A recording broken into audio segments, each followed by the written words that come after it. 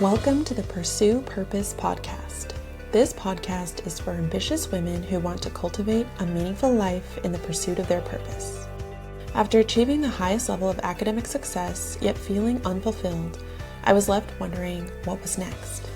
I discovered my purpose in helping women feel seen, understand their self-worth, and live their best lives. I quit my scientific career path for a life full of freedom and flexibility, and now I want to teach and inspire other women to pursue their purpose. Thank you for being here, and let's get started.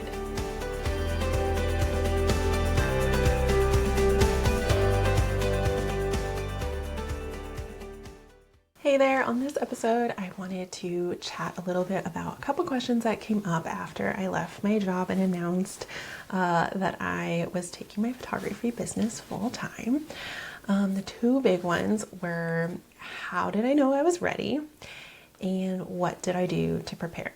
And so in 2013, when I started photographing weddings, I was doing my PhD, and I really thought it was going to be a side hustle forever. Like, I really enjoyed what I was doing. I enjoyed research at that time. But every time people would ask me, oh, you're doing photography. You're so, like, I love your work. It looks like you're doing so great. Like, do you love what you're doing? Maybe you could take this full time. What do you think? I really did not want to do it full time. I felt like I could be more choosy, pick the clients I wanted, have that stability and security from, what I thought could be like a high paying job someday, at the PhD level, while still fulfilling kind of that art side of me, creative side.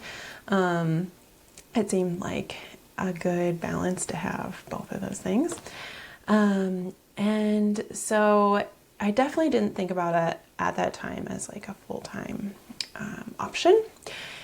But I do remember when I was in San Diego, when I was wrapping up my postdoc, I just had this gut feeling that being a research scientist wasn't where I was meant to be. Like, I really didn't enjoy it in the way that a lot of other scientists who are really passionate about what they're doing would do. And really, from 2013 until I left San Diego in end of 2018, I was very driven to work on my business. I was doing nights and weekends a lot. And I think just following your gut where your passion kind of takes you kind of already gives you that feeling of like, this is probably where you should go.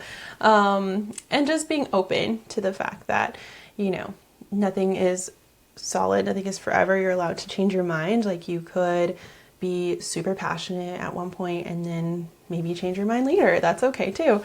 But I definitely had that gut like, this isn't really where I am meant to be. And so we moved in 2019, and my husband was a high school teacher at the time.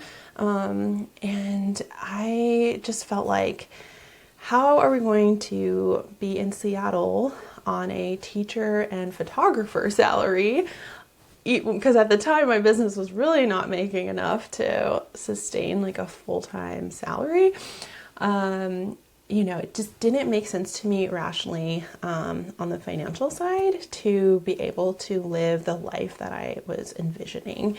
We wanted to buy a house, we wanted to have kids, and the Seattle area is pretty expensive. So I felt like, doing a high school teacher salary plus trying to make photography work full time, especially after moving to a new area, like, it didn't make sense for me at the time at all. I had just finished up my postdoc, and I went and looked for a job in that I could kind of use like my degree for. So I really loved the flexibility of the remote job that I had. I was able to work from home most of the time. It was fairly flexible where I was able to kind of do photography a bit more on the side, even more so than when I was at the bench, like in a lab, because I could work from home. And so that flexibility was super nice. And kind of allowed me to grow my business again in this new area after we left San Diego.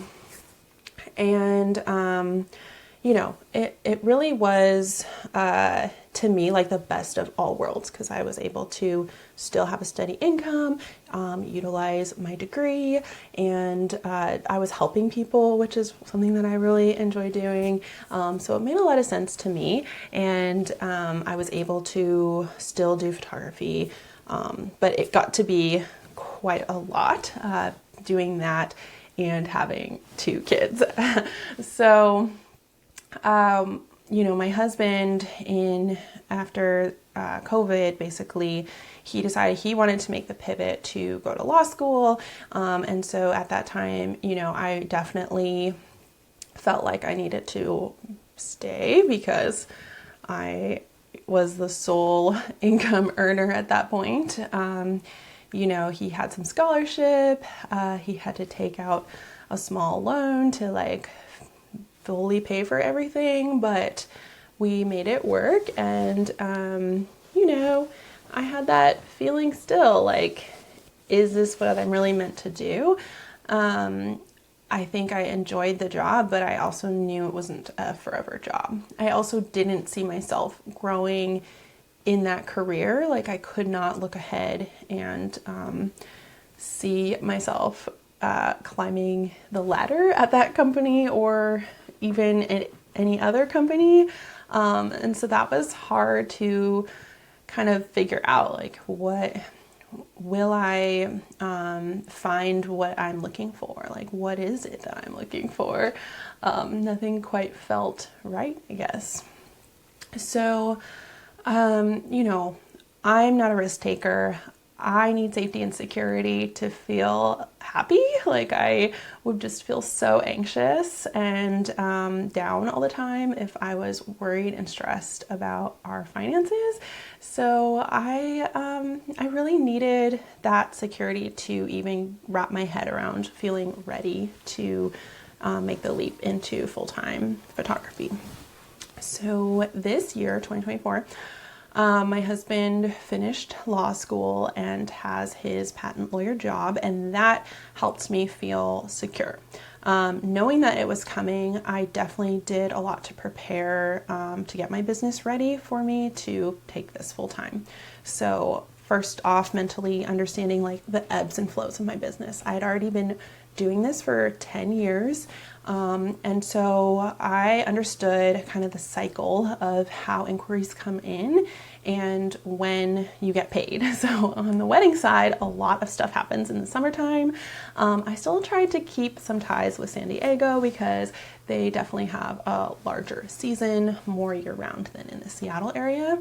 But the cash flow is still, seasonal. So understanding that, I restructured my pricing in my business for portrait work. So all my studio work, I restructured to more of a virtual in-person sales model, which has really helped bring my sales average up much higher so that I can be more sustainable, take less clients, and to be able to still bring in the amount that I want to. I rebranded in 2021 to Jacqueline Benet from my previous brand Whiskers and Willow, and just elevated it to where I was able to start charging more on the wedding side. So commanding a higher price point for weddings has helped as well, although I'm still kind of a low volume wedding photographer, but balancing that with my portrait business has worked pretty well. I also structured my business bank account so that I could set a percentage aside for taxes, a percentage aside to my savings / salary bucket, and then have my operating expenses after that. And so being able to understand how much percentage I was going to bring in for my salary was important. And I set aside 6 months, all of last year I saved up to 6 months. And now I'm at 8 months of savings to be able to pay myself from. I put that in a high yield savings account, and then that helps me feel like I get a steady income every month because I can just pay myself out of that, and as I bring in more, it goes into that bucket, and then I pay myself from there. So it's really been helpful to kind of smooth out my the ups and downs of the cash flow cycle, and allow me to feel really secure that like if I didn't bring in anything for 6 months, I would be okay. I don't think that's going to happen. It's not realistic to think that having run a business for now almost 11 years that, I wouldn't bring in $0. So that gives me just like that hope, confidence, and understanding that, I can mentally be ready for what I wanted to do, that I was financially ready for what I wanted to do, and that I had the structure in my business to be able to be sustainable.